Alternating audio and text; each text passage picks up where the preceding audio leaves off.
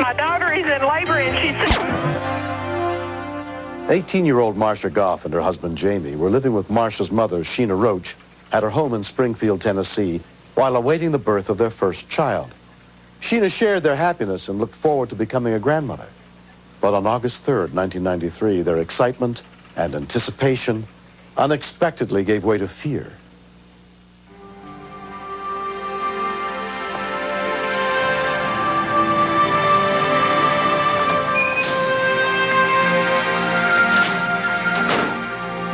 When I first found out I was going to be a grandmother, it was like, I'm really not ready for this, because I'd already told her I couldn't be a grandmother until I'm 40. You know, I don't want to be.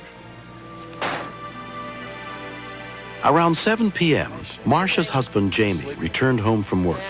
How long has she been sleeping? I don't know. I just got here myself. Usually every day when I walk in, I'll kiss her. How you doing? So she woke up, and I was talking to her because she had went to the doctor that day, and I was going to say, you know, what all the doctor told her.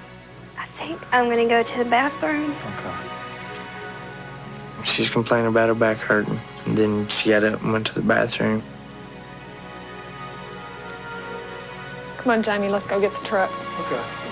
Mama, can you come here? She was 6 months pregnant, and she was really calm when she called out to me the first time. It was like a question. She wanted to ask me something. Mama! When I came in, there was like a bloody puddle of water in the floor. I'm going to call the hospital. It really made me nervous because I knew that it wasn't time for her to have the baby.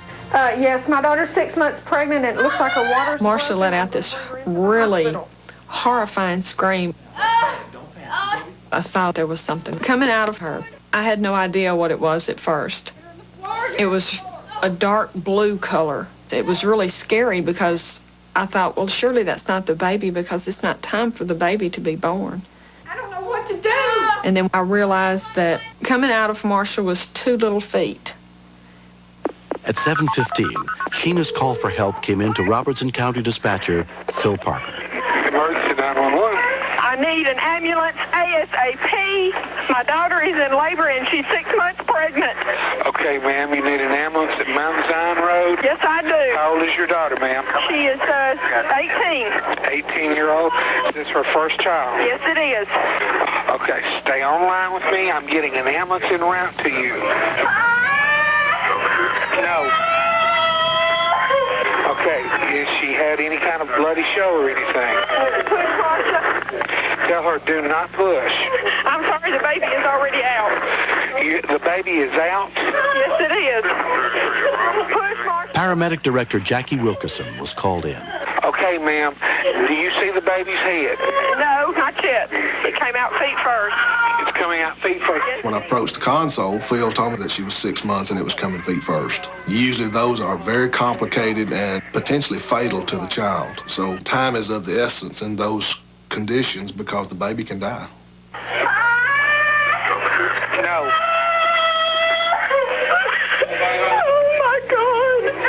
What was going through my mind is, what am I going to do if this baby is dead? You know, I'm not going to be able to tell Marcia. You know, she's not going to be able to handle this. Marcia, calm down. Do what? Ma'am, I've got a paramedic online with me. Go ahead and talk to him. Ma'am? Uh-huh. Okay. What's going on right now? Is it presenting? Yes, everything but the head has come out. Okay. Is it face down or face up? Face down. Okay. When I found out that it was face down, my concern was that the baby could suffocate in the birth canal. It's going to get a little messy now, but you need to run Uh-huh. your 2 fingers, your index finger and your next finger, in under the baby's face. Okay. And then just sort of create a little air pocket there, okay? Okay. If there's no complications, the baby should deliver okay, all right? I was very concerned for Marcia because I've heard a lot about women dying from having babies. I'm sorry, Marcia. I'm trying to get the baby. Honey, I know it's uncomfortable, but tell her we need to get an airway for the baby. I was scared for her. I love her more than anything in this world. I didn't want nothing to happen to her. What am I going to do about the cord? Okay, just as long as the cord's not pinched off, just let it be okay. It'll come out on its own. Okay? Has the baby come out yet? Yes, it has. Is it breathing? Is it crying or moving? No. It was almost a morbid no, and that really concerned me. Being 3 months premature, there's a big chance of a lot of things not being fully developed at that point in time, so there was a lot of things that were stacking up against this baby. He's moving. Is he moving? Ma'am? Yes. Is the baby moving? I felt like my heart was just fixing to beat out of my chest, not knowing if that baby was breathing or not at that point in time. Well, he did. He just looked so scary to me. He was so tiny and so lifeless. It was killing me because I didn't know what to do for him. And I thought he was going to die right there in my hands. Is he making any efforts whatsoever to move or breathe? No. Okay. All right, what I'm going to do, take your feet and thump him on the bottom of the feet a little bit, see if you can stimulate him, okay? The bottom of his feet? Bottom of his feet. Just thump him on the bottom of his feet, see if you can stimulate him a little bit. This grandmother has done such a fantastic job up to this point getting the baby delivered. In the back of my mind, I'm thinking, how am I going to tell her that she's got to do CPR on this baby? Just keep thumping, see if it... Okay?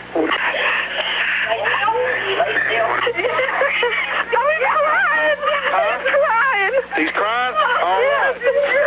All right. After he let out that first cry, nobody could ever imagine how wonderful that was. We were kind of laughing and crying at the same time. It was a very exhilarating moment. All right, need to get somebody to get some blankets. You need to wrap the baby up good, okay? You need to keep it warm. Blankets. All of a sudden, there was just jubilation in the whole house. You could hear it over the phone. But because we had to do so much stimulation to get him moving, I didn't really feel like we were out of the woods. Is the ambulance on the way? Yes, ma'am, they're coming on, okay? Just everybody stay calm. Everything, the worst is over right now, okay? Within 8 minutes, the 1st Robertson County Rescue Unit arrived on the scene, led by paramedic supervisor Mike Clark. Is he breathing? When we first saw the child, we were very concerned. He was very blue. He was laying real still. He would not respond to very much stimulation at all. When the paramedics got here, it was just like a big weight off my shoulders. It appeared that the family thought everything was fine. They were elated that the child had been born and they had part in it. But we knew we had a very critical situation on our hands. We did not expect this child to survive. A 2nd ambulance arrived to take Marcia to the hospital. After Marcia had the baby, she just got up off the floor and walked to the stretcher like it wasn't no big deal. I told them to give me some drugs. I think I was shook up more than she was. About halfway to the hospital, a miracle happened. He started moving his arms and legs, and he started crying. And it was like the hand of God touched him. 3-pound, 1-ounce baby Brian Goff was taken to the neonatal unit of Vanderbilt University Medical Center. There he was put under the care of pediatrician Dr. Margaret Rush. Baby Brian was born in an unwarmed, unprepared environment, so he actually became cold stressed. But his lungs were mature and he was able to breathe on his own. Really, he did very well. The real problem that Brian had was that he would have periodic pauses in his breathing. The concern is obviously that it could be a risk factor for sudden infant death syndrome. You can do a little arm. Yeah. On the 4th day after Brian's premature birth, his parents were finally allowed to hold him for the first time.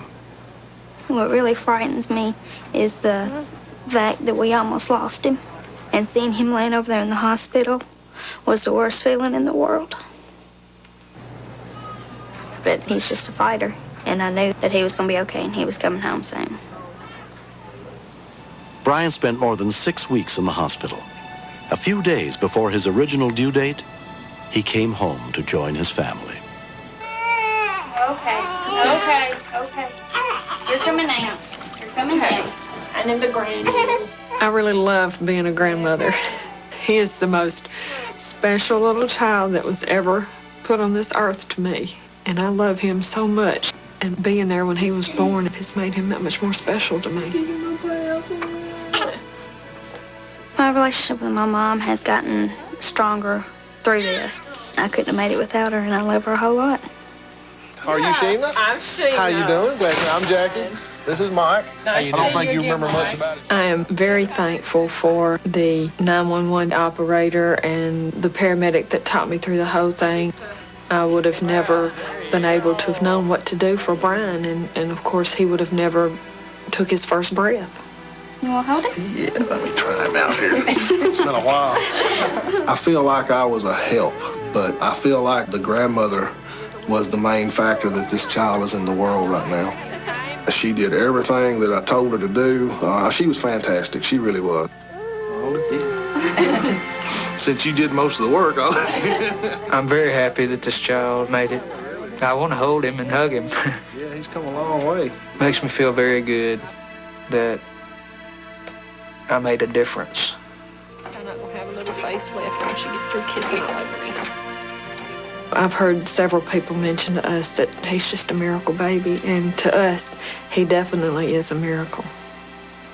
I know he's going to be loved so much, and I know he's going to be spoiled rotten. This one for me.